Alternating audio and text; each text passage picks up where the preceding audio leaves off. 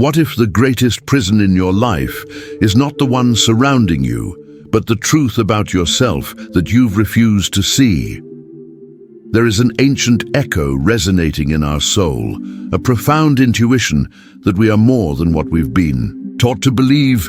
We grow up in a world that shapes us with rules, expectations, and perhaps most insidiously, with fears.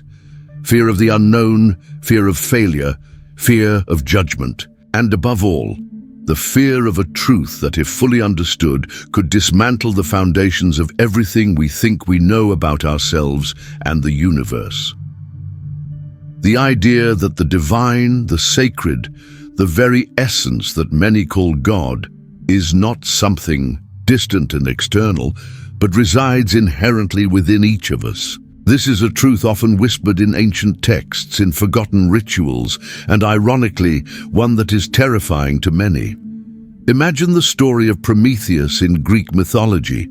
He defied the gods, stole the sacred fire from Olympus, and gave it to humanity.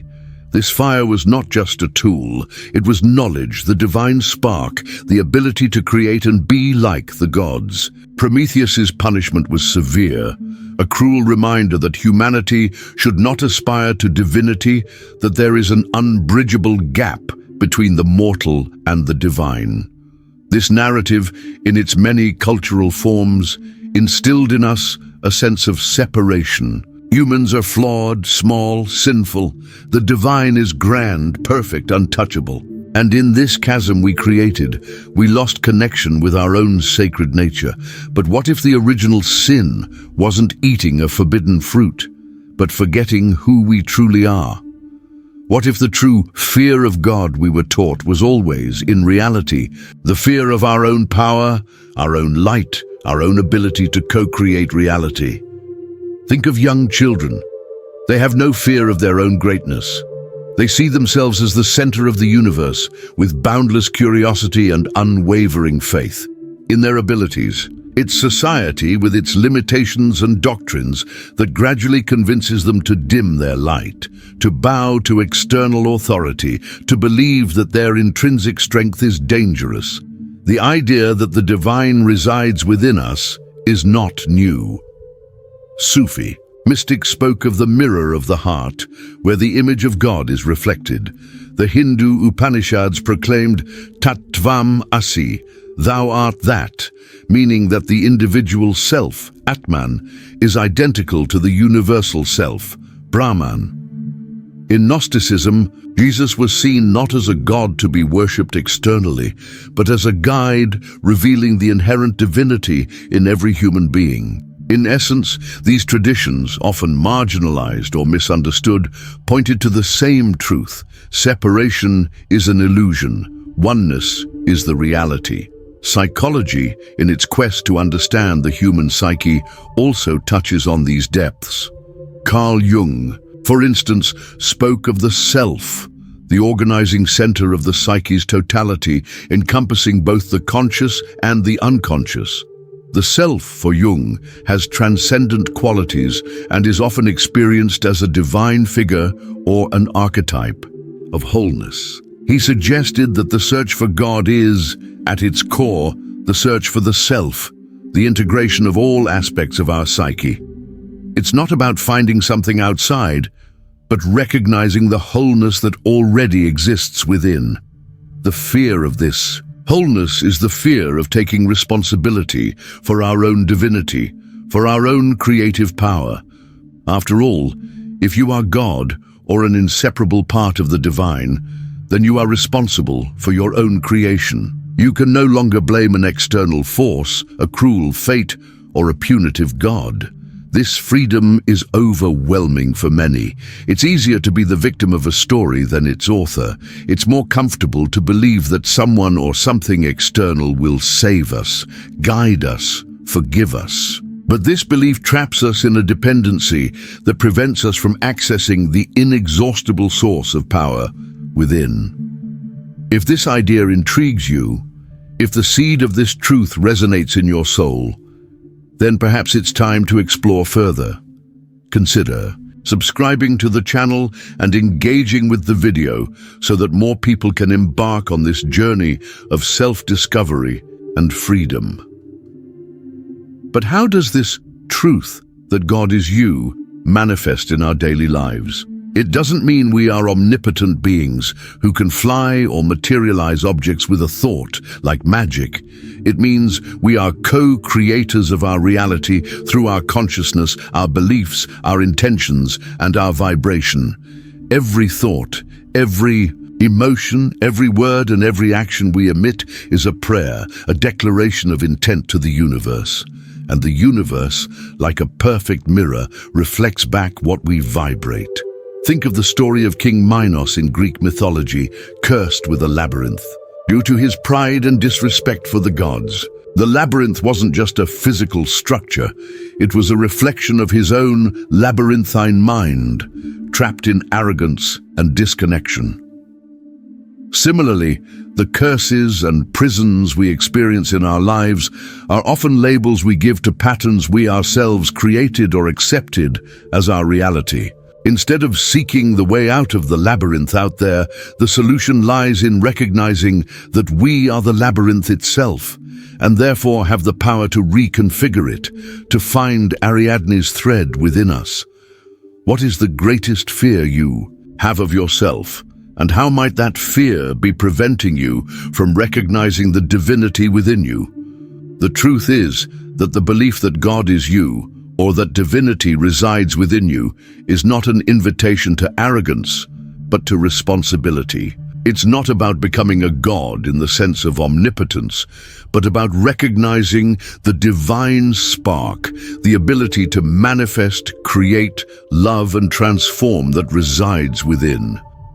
This is the essence of what many esoteric traditions call awakening or enlightenment. Not a change in status, but a shift in perception. Think of the story of Isis and Osiris in Egyptian mythology. Osiris, the god of fertility and rebirth, is brutally murdered and dismembered by his brother Set.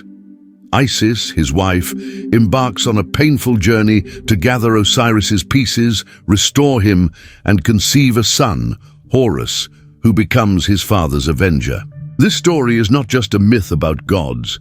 It's a profound metaphor for the fragmentation of the human soul, for the process of losing connection with our wholeness, and for the journey of gathering those pieces, reintegrating what was denied, to be reborn into a new consciousness.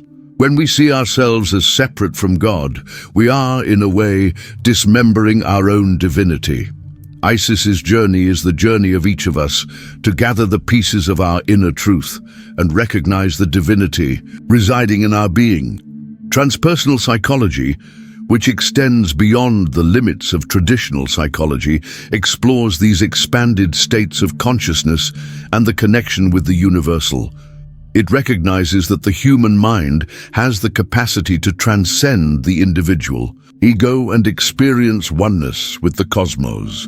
This experience of unity is for many a direct encounter with the divine within. It's the realization that the same energy animating the stars and galaxies is the same energy pulsing in your heart. Yet, why does this truth, so liberating, cause us so much fear? Because it dismantles the structure of external power. If spiritual authority, knowledge, and power reside within you, then you no longer need intermediaries, rigid dogmas, or systems that control you. This is frightening for those who profit from your dependency. And it's frightening for you because it implies total responsibility for your life. There are no more external culprits. Your choices, your beliefs, your actions, and even your fears and shadows are the architects of your reality. And this freedom, though sublime, is a weight not everyone is willing to carry. The path to embracing this truth requires courage. It requires you to look within, at your own shadows, your deepest fears, the parts of you that have been denied or judged. Jung taught us that integrating the shadow is fundamental to the wholeness of the self. It's through this process of unconditional acceptance of who you are, light and shadow, strength and vulnerability, that your inner divinity truly reveals itself. It's not a state of perfection, but a state of wholeness. And what happens when you begin to live this truth? You become a channel for creativity, compassion, wisdom, and abundance. You no longer seek these things outside. You manifest them from within. Your life becomes an authentic expression of your divinity, not an imitation of what others expect you to be. Synchronicities increase, miracles become commonplace, and life flows with an ease and grace that once seemed unattainable. This doesn't mean challenges disappear, but the way you perceive and face them changes radically.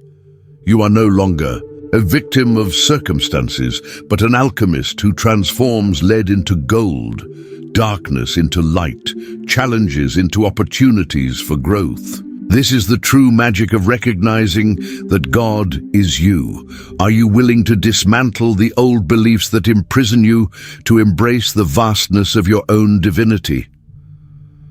True freedom begins when you understand that the search for God, for fulfillment, for purpose is not a journey outward, but a journey of return to your own center.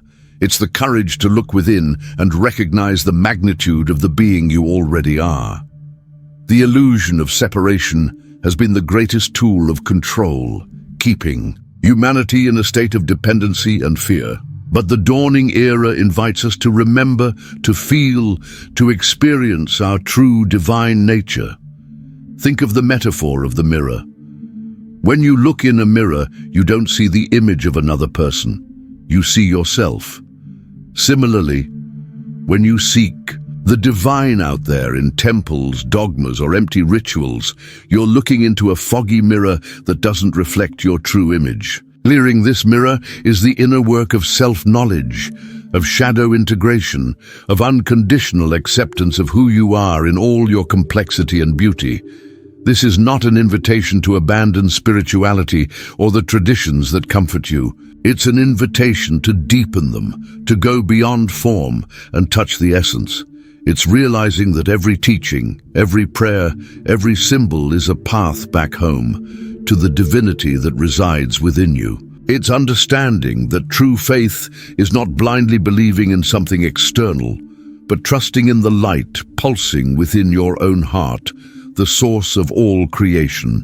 And so, the great mystery fully unveils itself. The fear of God was not just a tool of control, but a projection of our own fear of being who we truly are. The fear of our creative power, our responsibility, our ability to be light in a world that often seems to prefer darkness. But when you embrace this truth, life transforms. You cease to be a mere spectator and become the protagonist, the author, the creator of your own masterpiece. Your intentions gain strength, your prayers become manifestations, and your presence becomes a blessing to the world. After all, if God is you, then the love you seek is the love you are capable of generating. The wisdom you crave is the wisdom residing in your intuition. The peace you pursue is the peace you can cultivate in your own heart. And the power you admire in others is the power waiting to be awakened within you. If this conversation resonated in your soul and made you feel the depth of this revelation, I invite you to share your thoughts. Leave the word divinity in comments to tell me how this video helped you reconnect with your inner truth. Like this video, if it inspired a new perspective, subscribe to the channel to continue this journey of self-discovery, and share it with someone who is also seeking the fulfillment that resides within.